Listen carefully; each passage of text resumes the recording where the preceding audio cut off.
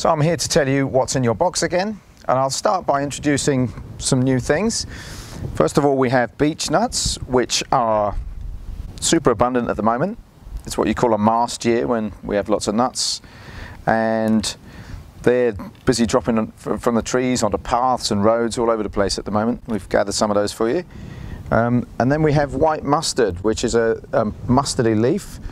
The same plant used to be the main one that was harvested for the seeds to make mustard out of, along with another one called black mustard. These days it's mainly another species called Chinese mustard. And another new thing to show you this week, before I talk through the rest of the ingredients, is this bag. Now, for the very first time, we will not be sending anything out, as you'll know already, in plastic bags from this week onwards.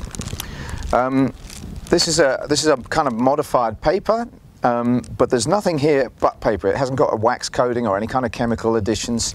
It's just been treated in such a way to make it waterproof.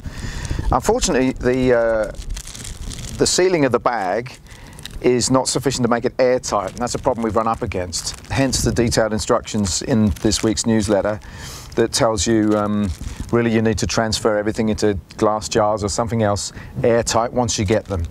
They should have reached you in nice fresh condition, but because of the lack of a proper seal down the bottom of that, the leaves could wilt if you leave them in the bags. But they're really handy bags. You can reuse them for all sorts of things. So as for the rest of the ingredients, we have hogweed again, carrot family plant. You can use that instead of celery. It's good for braising. It's also nice chopped into salads. Likewise, wild celery, much more intensely flavored than cultivated celery.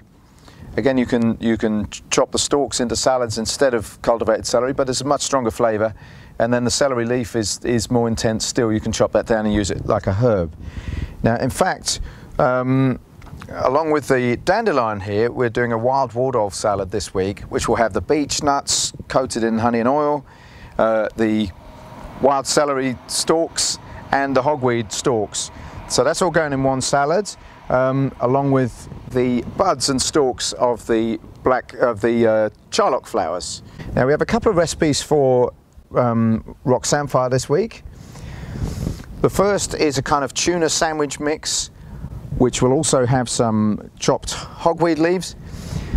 But that's also really good as a kind of bruschetta thing or on toast. Now that's really the unifying theme of all of our dishes this week. They can all be served on toast. So you can perhaps plan a couple of lazy afternoons this weekend where you have a brunch with all these bruschetta recipes. And the other one for the rock samphire is a lovely roasted pepper and tomato one, which will also have a little bit of the hogweed leaf. Then we have, lastly, we have a recipe which is a warm cucumber recipe, which is a bit unusual, but that's going to have a bit of spice from these white mustard leaves, and also from the celery leaf, which are so intense they're almost like a spice.